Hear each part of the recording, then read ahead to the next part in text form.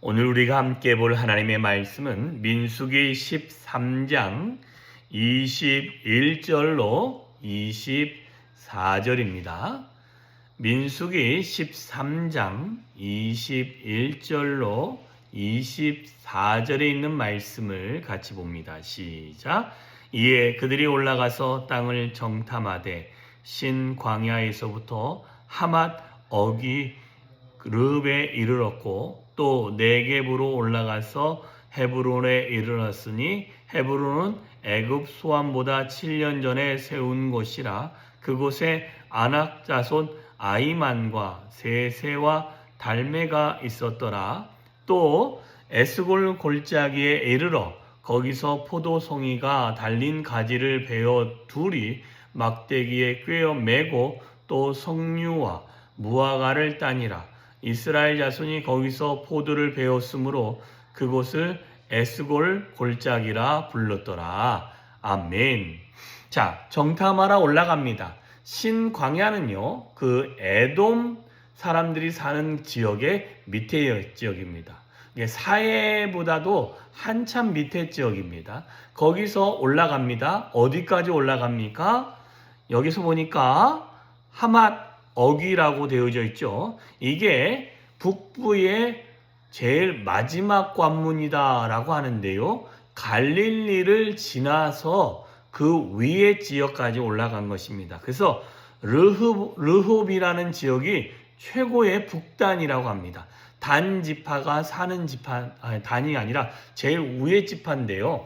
그 지파는요, 그 올라가서 보면 헐몬산이라는 곳이 다다르는 그 가까운 지역이 이 르홉이라는 지역입니다. 제가 좀 찾아보니까 얼마나 거리인가 했더니 약 400km 정도가 되는 겁니다. 그러니까 서울에서 출발하면 부산 거의 다 가는 지역까지가 약 400. 왜냐하면 서울에서 그 톨게이트 출발하면 부산까지가 한 450km가 넘거든요. 그러면 왕복 800km가 넘는 지역을 40일 동안 올라갔다 내려온 것입니다. 그리고 난 다음에 또 어느 지역을 갔다고 했냐면 네겝이라는 지역에서 헤브론에 올라갔다라고 합니다. 헤브론은 지금 어느 지역을 이야기하냐면 바로 예루살렘이 있는 그 지역을 헤브론이라고 합니다. 근데 이 헤브론은요, 기본 동네가 980고지, 1000고지에 가까운 곳에 동네가 있습니다. 그러니까 되게 높지요. 그리고 그 헤브론, 예루살렘이 있는 그 지역, 약간 밑에 지역이긴 한데요. 그 지역에서요, 여리고는 해수면보다 좀 더 낮습니다. 그래서 되게 편차가 큰 지역인데 그 높은 지역까지 올라갔다는 것입니다. 그러니까 북쪽도 찍고 네겝은 사막 쪽이고 그 다음에 이 헤브론은 평지처럼 보이지만 분지로 올라가는 지역도 보았고요. 근데 이 헤브론이 애굽의 어느 소안보다 약 7년 전에 미리 만들어졌고 그 다음에 이 헤브론이라는 곳에는 아낙 사람이 살았다는 것입니다. 아낙 사람들은요, 기본적으로 장군들, 전쟁에 능한 사람들이 살았다라고 이야기를 하고 있습니다.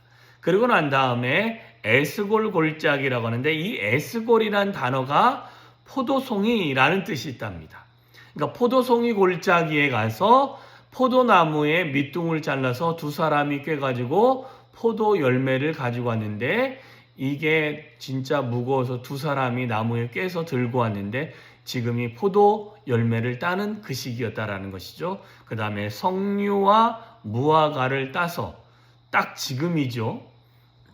그래서 그걸 가지고 내려왔다라고 이야기를 합니다. 자, 이게 정탐의 첫 번째 보여지는 내용입니다.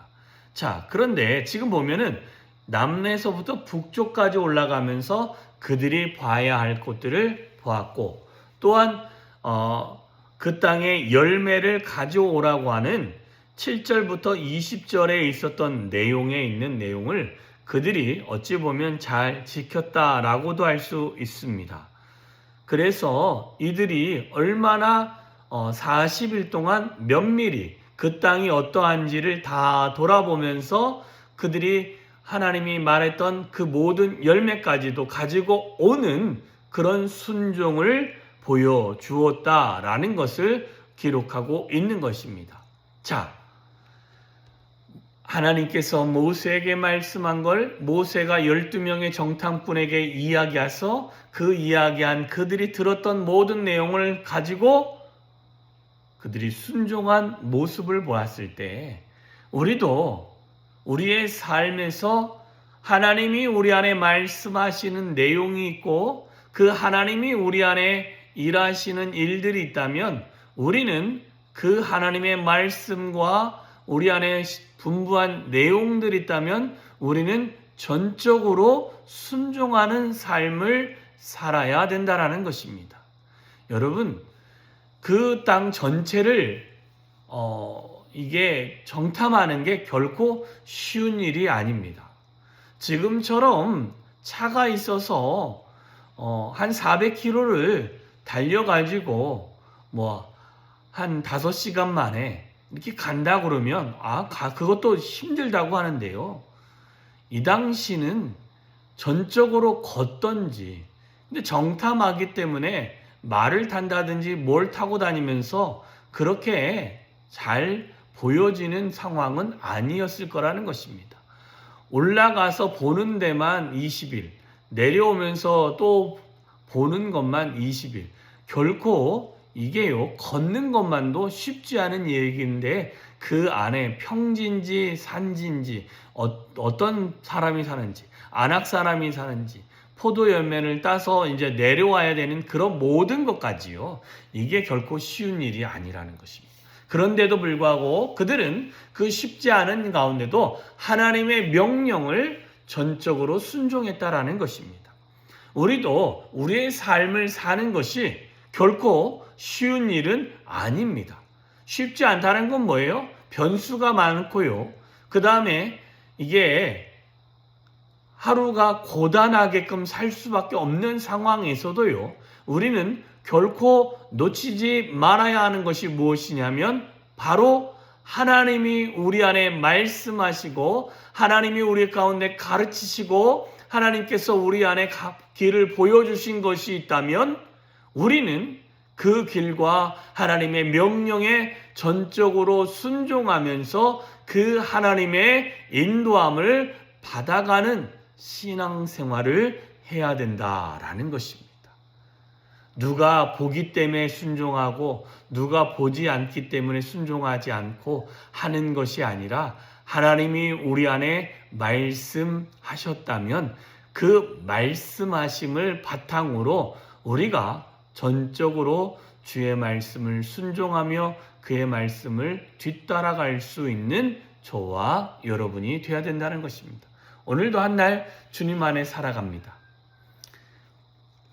주님이 우리 안에 많은 말씀을 하실 것이고 오늘도 하나님은 우리를 통해서 하나님의 영광을 받기 위해서 저와 여러분의 삶 안에 귀한 모습으로 우리 안에서 역사하실 것입니다.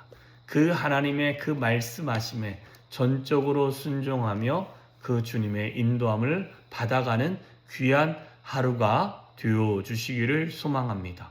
순종에는 이유도 없습니다. 주님이 말씀하시면 제가 주의 말씀대로 뒤따라 가겠습니다. 말씀하십시오. 제가 그 말씀대로 뒤따라 가겠습니다.